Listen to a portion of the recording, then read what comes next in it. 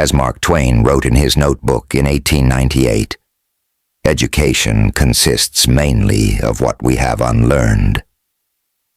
How Brands Grow is a great marketing book that attempts to help you unlearn the common myths and perceptions of how brands are built. It aims to address key marketing concepts and show you why they may be misguided. In doing so, it provides you greater awareness on the actual levers of brand growth. A must-read for entrepreneurs and marketers alike. Where does brand growth actually come from? Growth in market share comes by increasing popularity, that is, by gaining many more buyers of all types, most of whom are light customers buying the brand only very occasionally. If brands grow, they will always steal from the other brands in the same product category. Brand competition and growth is largely about building two market-based assets: physical availability and mental availability. Brands that are easier to buy for more people, in more situations, have more market share. Related to mind share, marketers need to research what their distinctive brand assets are: colors, logos, tone, fonts, etc. They need to use and protect these. Loyalty and brand defection. There is another related discovery. When you look at brands of markedly different sizes, you typically see that their penetration metrics differ a lot, while their average purchase rate varies little. Put another way, loyalty doesn't vary much. Research examining the reasons for customer defection, Bogomolova, Romaniuk, 2005, 2009, Lees, Garland Wright, 2007, Bogomolova, 2010, East et al., 2012, has shown that much defection occurs for reasons entirely beyond the firm's control. For example, moving house, no longer needing the service, being directed by head office, etc. The serious academic studies report the same finding. Loyalty programs generate small or no shifts in market share. Price promotions, in contrast, do increase sales, but they are also skewed towards heavier buyers. Light buyers fuzz, heavy buyers. All brands have many lighter buyers. While these people are only occasional buyers of a brand, there are so many of them that they collectively contribute substantially to sales volume. The way the lightest buyers became heavier and the heaviest buyers became lighter is a regression to the mean phenomenon. This means that for maintenance or growth, a brand's marketing has to somehow, at least over time, reach all the buyers in a category. Wow, son. The argument against niches. Sales growth for Colgate or any brand won't come from relentlessly targeting a particular segment of a brand's or the category's buyers, yet this targeting fantasy continues to appear in marketing plans. Being niche isn't necessarily a good thing. Rather than thinking of niche brands as having excess loyalty, more are best thought of as having less penetration and market share than we'd expect given their loyalty levels. This penetration deficit is usually due to some lack of availability, such as being missing from a particular distribution channel. When marketing succeeds in increasing a brand's market share, then buying propensities change across the board. This tells us that marketing has the best chance of being successful when it has as much reach as possible. Marketing is particularly successful when it reaches light and non-buyers of a brand. 2 rules for brand growth. 1. Acquisition is vital for growth and maintenance. 2. Reaching all buyers is vital, especially light, occasional buyers of the brand. Opinions come after purchase. People tend to have opinions about the brands they buy and not think or know much about brands they don't use. Behavior is a powerful driver of awareness, perceptions, and attitudes, something that both academic and market researchers have a tendency to forget. competition is wider than marketers believe. Marketers look for a reason why they have all these very similar brands and conclude that each must appeal to different sorts of buyers, whereas in reality they appeal to different buyers, but not different types of buyers. That is, they appeal to the particular buyers that know them. One way of thinking about it is that there isn't a vanilla ice cream buyer and a different type of person who buys strawberry. There are just ice cream buyers who sometimes buy vanilla and very occasionally buy strawberry. Marketers often fall into the trap of underestimating how broadly their brand really competes. Segmentation studies overstate very small differences, and it's assumed that brands with different features, for example, price levels, must sell to very different people or for very different buying situations. The first two patterns reflect what is known as the duplication of purchase law. This law says that all brands within a category share their customer base with other brands in line with the size of those other brands. In other words, everyone shares a lot with big brands and a little with small brands. Try not to define your product narrowly.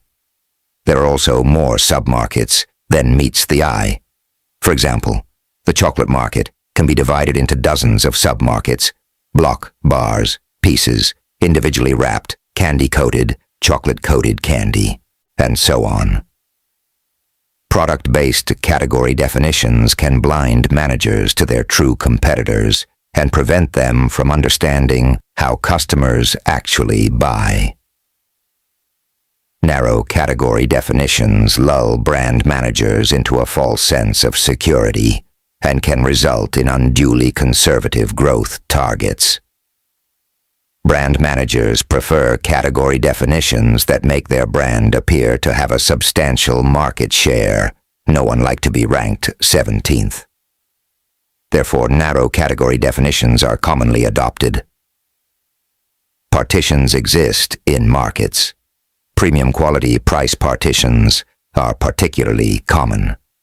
But it is sensible to think of these divisions as sub-markets, partitions, rather than as entirely separate markets.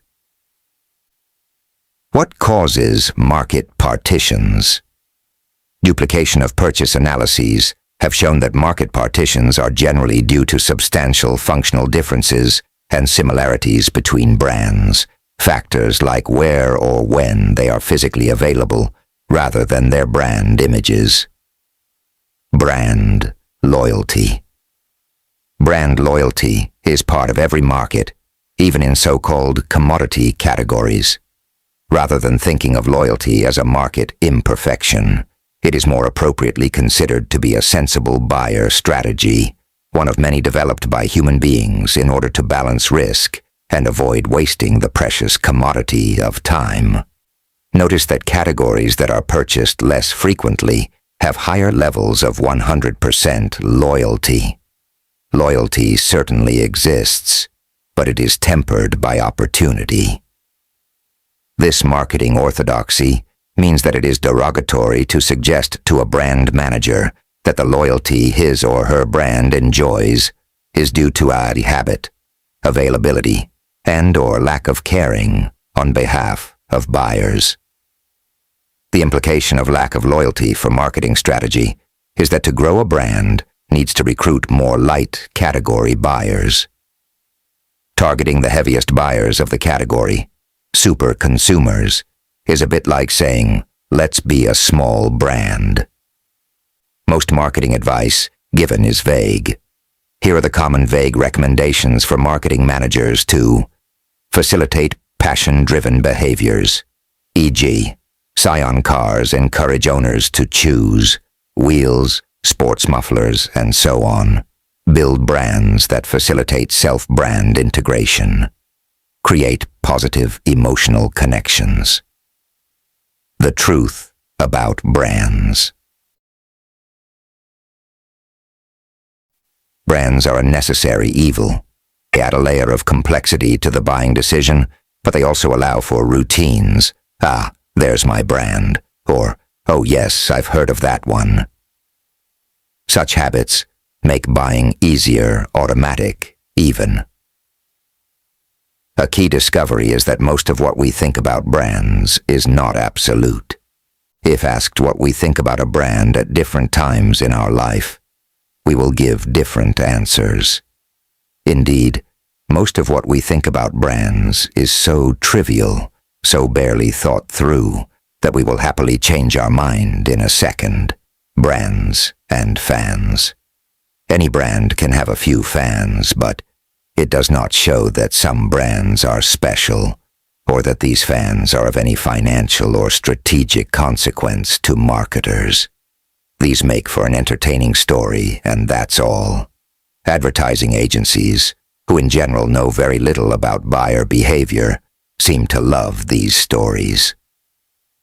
Brands like Harley-Davidson and Apple are the poster children for emotion-based brand loyalty. They are regularly cited as having passionate, highly loyal customer bases, though few writers provide evidence to back up such claims. The truth is, we try to bring our attitudes in line with our behavior. Since individual brands aren't very important to us, brand buying tends to have a strong effect on our rather weak attitudes. We like what we buy. The differentiation myth. This leads to the conclusion that perceived differentiation plays little part in the success of brands. It is certainly not a case of differentiate or die. If it were, most of the brands we buy would be gone. Paradoxically, the reduced emphasis on meaningful differentiation makes branding even more important. Loyalty is largely underpinned by mental and physical availability, not love/hate. To encourage brand loyalty, a brand must stand out so that buyers can easily, and without confusion, identify it.